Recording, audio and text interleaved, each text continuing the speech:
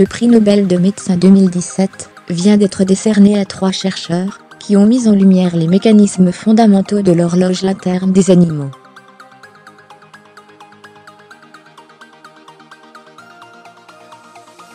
Tous, humains compris, suivent des activités biologiques périodiques et prévisibles, et une altération de ces rythmes est maintenant considérée comme pathogène.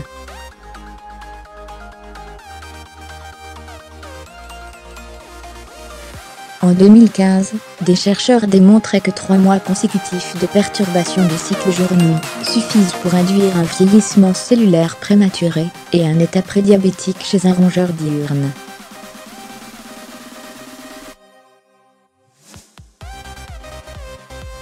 Communiqué du CNRS paru le 12 novembre 2015, le travail posté, ou des voyages aériens longs et fréquents, sont des conditions socio-professionnelles devenues fréquentes.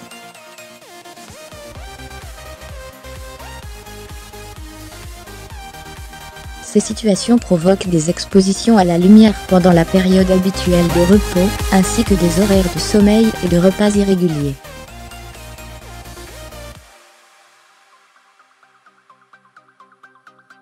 De nombreuses études épidémiologiques montrent que de telles conditions de désynchronisation circadienne favorisent l'apparition de troubles métaboliques, tels que le diabète de type 2, l'obésité et les maladies cardiovasculaires.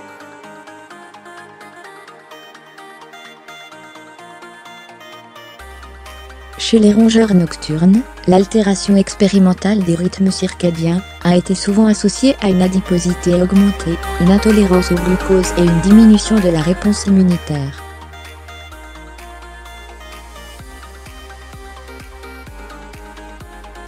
Cette observation est intrigante, car ces mêmes symptômes sont typiquement observés lors du vieillissement biologique.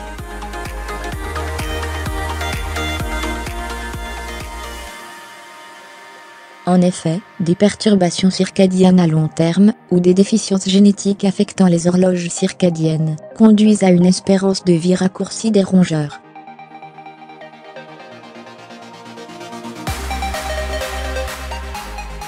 Ces observations suggèrent que la désynchronisation des horloges circadiennes pourrait accélérer les mécanismes de vieillissement, qui, à leur tour, participeraient à l'apparition de troubles métaboliques.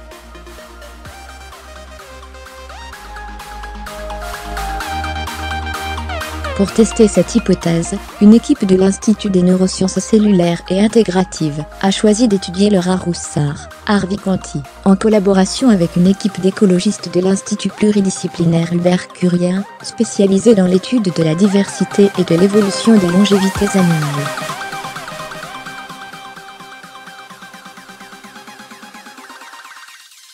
Ce rongeur diurne est élevé au Chronobiotron de Strasbourg, une plateforme d'expérimentation animale spécialisée dans l'étude des rythmes biologiques.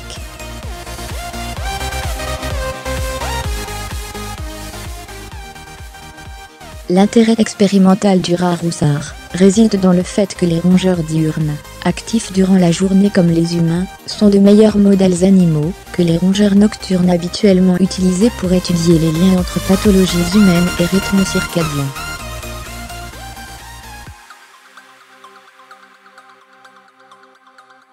Des raccourcissements précoces des télomères, les équipes strasbourgeoises démontrent qu'un décalage horaire chronique, modification bi-hebdomadaire des cycles lumière-obscurité, pendant 3 mois consécutifs seulement, provoque à la fois un état prédiabétique, intolérance au glucose, et des changements cellulaires normalement observés au cours du vieillissement biologique.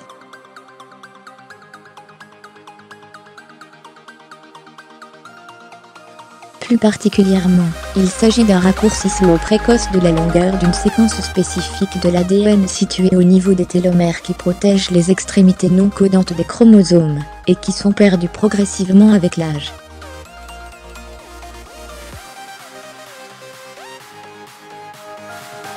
Autrement dit, ces résultats révèlent que la désynchronisation circadienne entraîne un vieillissement cellulaire prématuré.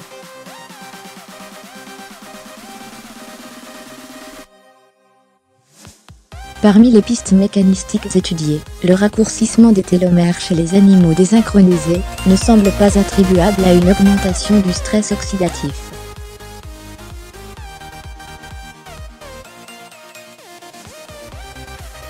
En revanche, l'expression de sirtuine-1, SIRT1, une enzyme impliquée dans de nombreux processus intracellulaires, et qui possède le double rôle d'interagir avec les horloges circadiennes moléculaires, et de protéger les télomères, est réduite.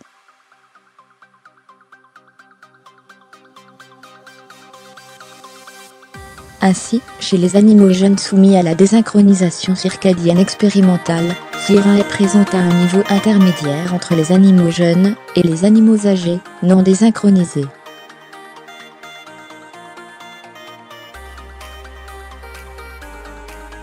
La diminution de l'expression de SIRT1 fournit donc une première explication plausible du raccourcissement accéléré des télomères chez les animaux désynchronisés.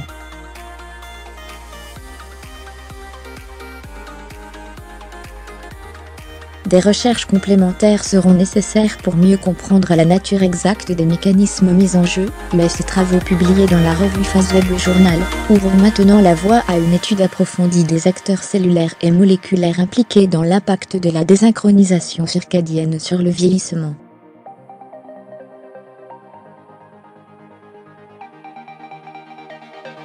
Il souligne également la nécessité de développer des traitements préventifs chez les personnels sujets à des désynchronisations chroniques des rythmes circadiens.